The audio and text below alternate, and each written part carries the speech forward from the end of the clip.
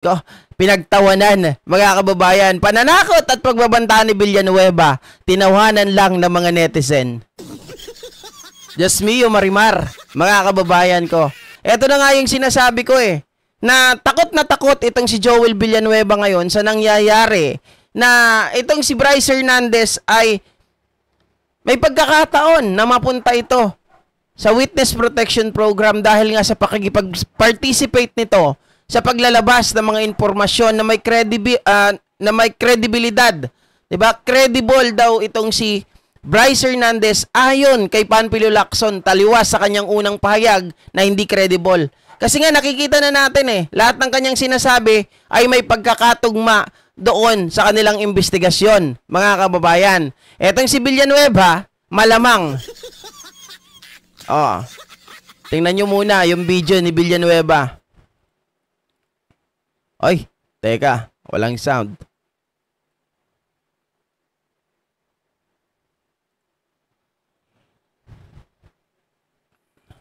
Hold on a second guys naputol Andres Ladip Cater, good morning. Ayaw mag-play ni Villanueva. Hanap tayo ba?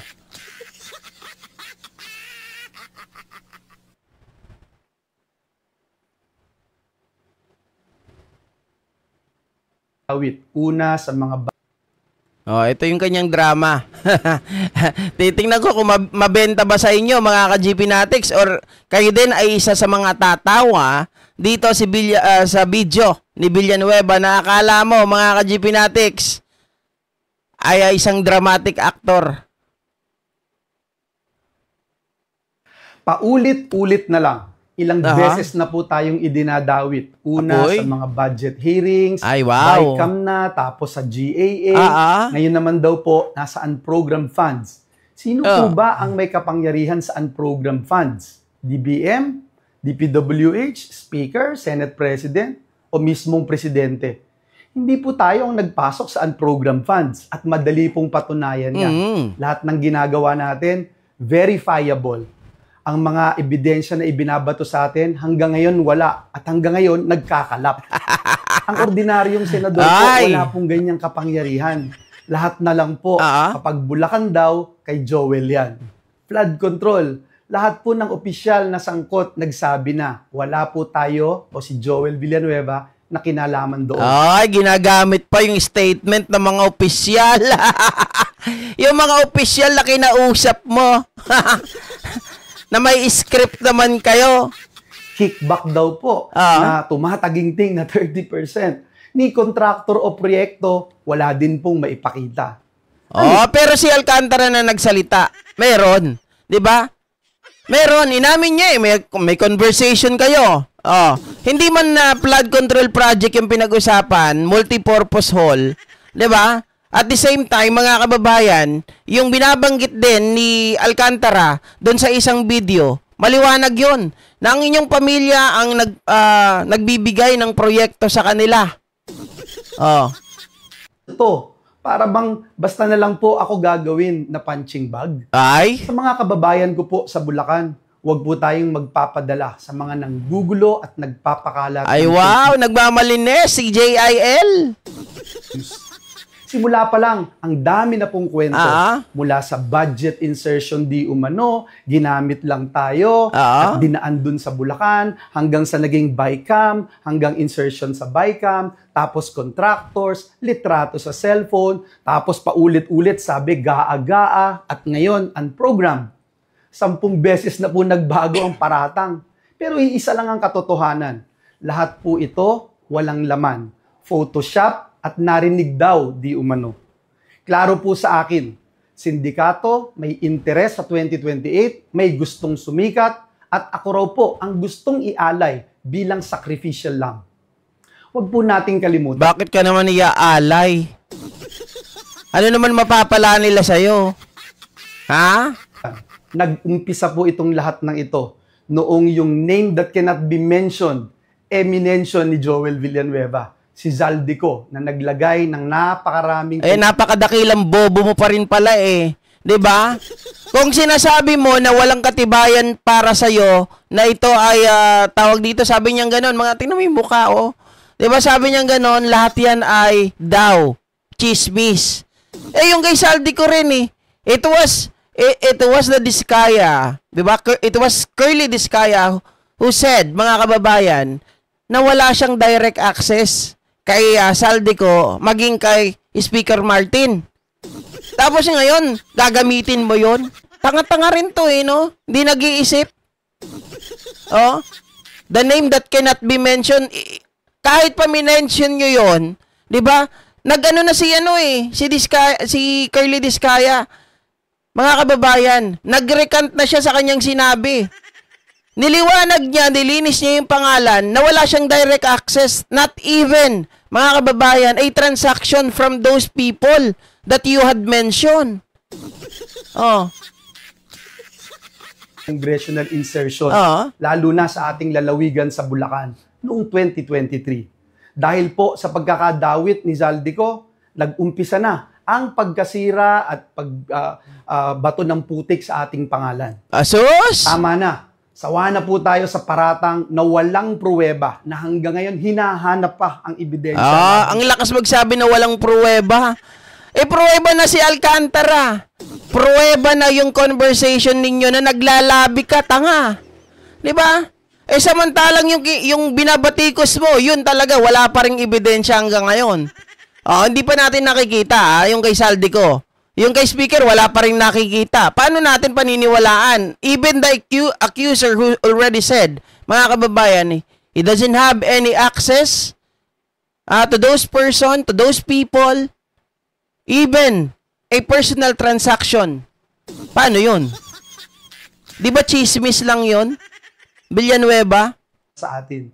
Labanan na lang po natin ito sa tamang forum. Okay. Sa korte. Ididimanda ko po sila at doon ko din po sila haharapin lahat. Ay, ididimanda. Wala po tayong tinatago. Ang yabang! Nananakot pa! Sige nga, idimanda mo si Panfilo Lacson. Idimanda mo! Kaya mo lang ata, di ba, Mabel Quinjo, kaya mo lang ata itong si si Bryce Hernandez eh. Pero kaya mo ba si Ping? Kaya mo ba si Senator Soto? Baka hindi. Hindi po tayo nagnanais mag-abroad. Nananatili po na nakatutok tayo sa tunay na trabaho, ang maglingkod ng tapat at may malasakit. Oy, mga kababayan, tingnan nyo, reaction niya dito, 38,000. 1.2 million views, 13.3 comments. Pero, mga ka-GP Natics, yung drama na yan ni Villanueva, hindi po yan pinalagpas. Bukod dyan sa reaction na nakikita ninyo, ay, eto, lumabas na talagang hindi po siniseryoso si Villanueva ng mga kababayan natin. Bakit natin nasabi, GP, na hindi siya siniseryoso? Mga kababayan, eto, tingnan po natin.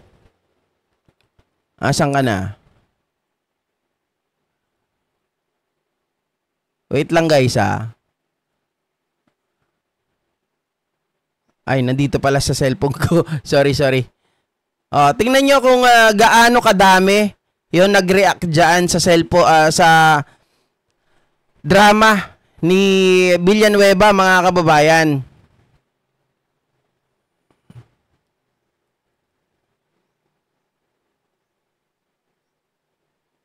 Teka lang po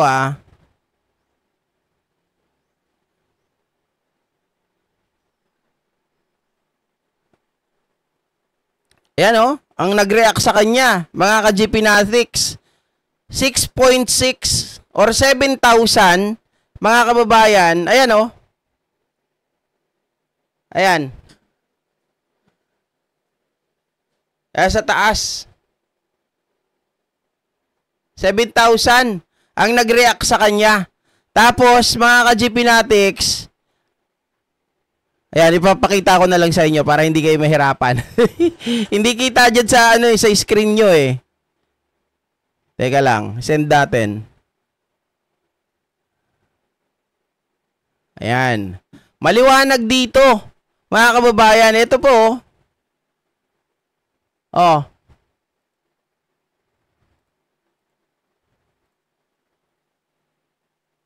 Tingnan nyo yung reaction. 7,000. Puro tawa lang, mga kababayan.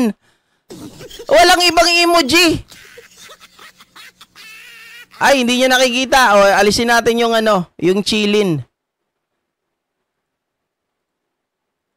Ayan, o. Ayan, o, 7,000. 1.8 comments, 57 shares. Yung reaction, puro tawa lang. Diba? Mga ka-GP Natics, nakita nyo ba yan? Ayan, o. Puro tawa lang talaga. 7,000. Wala nang iba. Wala man lang nag-like. Wala man lang pumuso. Wala man lang nagalit. Lahat, mga kababayan, ay tawa lang ang ginawa kay Villanueva. Kumuha para malagyan ng halang ng ibang reaction eh. Kumuha pa ako sa ibang page. 'Di ba? Kaya nandito sa thumbnail mayroong makikita ninyo reaction dito, mayroon no. Banda sa taas. Pero dito, maliwanag mga kababayan, tinawanan lang si Villanueva. Ma'am Ace Venezuela. Hi, the AC, good morning. Di ba? Mga kababayan, ibig sabihin, gising na po ang taong bayan. Hindi na niya kayang lokohin. Kahit anong pagsisinungaling ni Joel Villanueva, mga ka-GP Natics, ay, may mga ebidensya na nagtuturo talaga sa kanya eh. Sabi ni Ping Lacson, oo, wala pa kasi yung third element. Okay? Pero mga kababayan, tayo, bilang isang observant, di ba? Tayo nag-o-observe. Kayo, makikita nyo na nagsisinungaling. Di ba? Pinakita ko naman sa inyo mga kababayan eh, kung usapin pa lang, kung magkakilala ba talaga si Villanueva at itong si Henry Alcantara. Di ba? Sabi hindi sila magkakilala, walang nilalabi. Pero kung papanoorin nyo itong video na ito, ayan o, maliwanag na umamin dito. Again, pictures po yun na kinuna ni Engineer Mendoza. Tama po ba? Engineer, tama po ba? Di Alcantara? Yes po. Yes. Oh. At sabi niya, inutos mo raw sa kanya na kunan niya, kaya meron siyang pictures. Tama po? Hindi ko na po ma-recall, Your Honor. Hindi mo ma-recall. Pero galing po sa phone niyo yun. Hindi ko rin, baka po, Your Honor. Sige po. Okay po. Baka po. Baka po, sige po. Makikita mo naman kung phone mo, hindi. Opo, galing po sa phone niyo. Okay. Engineer JP Mendoza, nandito po kayo? Okay. Yes, sir. Pa-confirm ko lang uli. Ayon sa inyo, hindi raw po maalala ni Engineer Alcantara, pero ayon sa inyo, bakit kayo may picture nun? Nung mga conversations between Senator Joel Dao and Engineer Alcantara? Dahil disappearing message po yun. Pag in-screenshot po, mare-record po kasi na in-screenshot. Hindi pwedeng i-screenshot. So, kailangan... Mare-record kasi malalaman na mayroong kopya. Tama ba? Yes po. Disappearing messages. Okay. Ang gumagawa kasi niyan, mga ka-GP Natics, ito lang yan. Dapat may nagtanong, bakit disappearing message yung ginagamit ninyo? 'Di ba? Alam natin na kapag disappearing message, may itinatago, may kababalaghan. Dapat may magtanong yan sa Senado eh. Bakit ba disappearing message ang ginagamit ninyo? 'Di ba?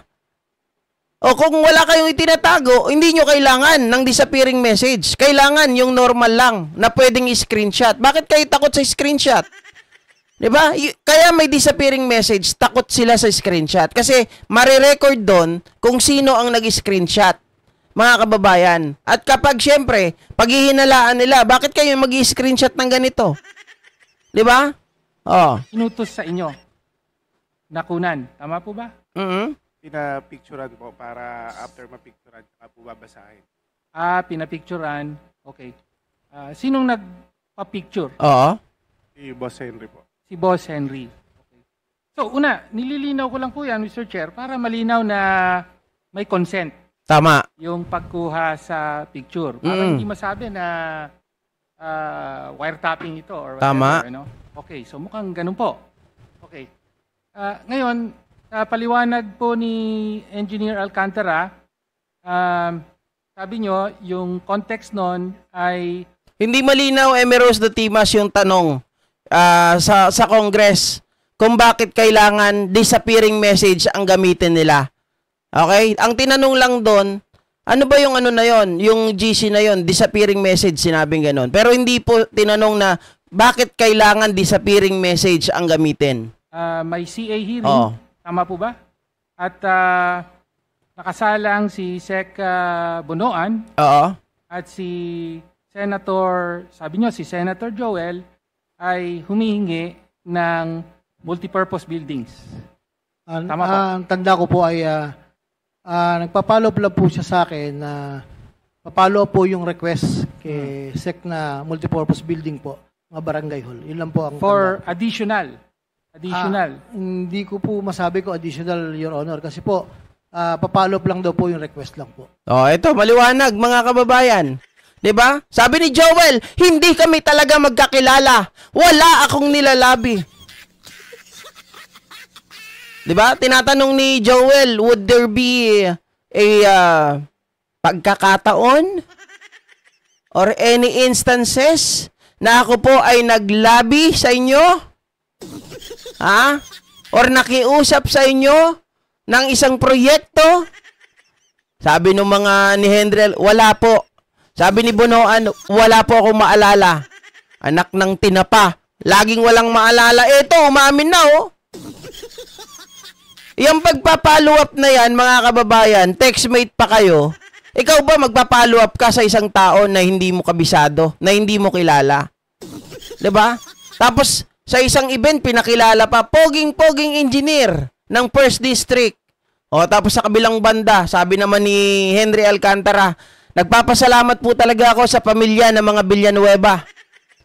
Kay Sen Joel, sabi niya gano'n, kay Sen Joel, nagpapasalamat ako, talagang siya ang nagbibigay at ang kanyang pamilya ng proyekto sa akin.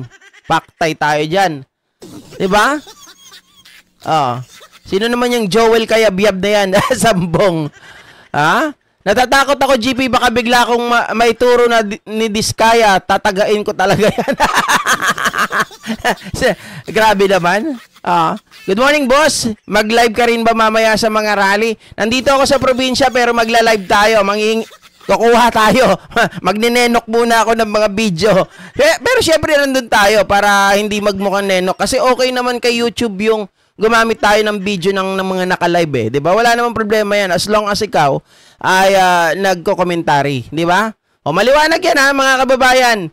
Yang kasinungalingan ni Villanueva na yan ay hindi po pwede. Kaya hindi tinatanggap yan ng taong bayan. Kaya ang shares or ang reaction nila ay 7,000. Wala man lang iba eh.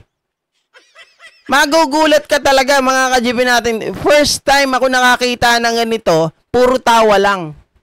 7,000. Wala nang ano dito, dapat nakalagay dito yung iba pa eh. 'Di ba? Wala na. Talagang sabi nila kay Joel, nabubuang na. Wala daw siyang tinatago. Pati yung pagbabanta niya, tinatawanan na lang ng taong bayan eh, no? Magsasampa ako ng kaso. Magsampa ka, 'di ba? Wala namang problema. Okay? So ito naman mga kababayan ang pag-usapan natin. Ito. Diyos mio, Marimar, mga kababayan.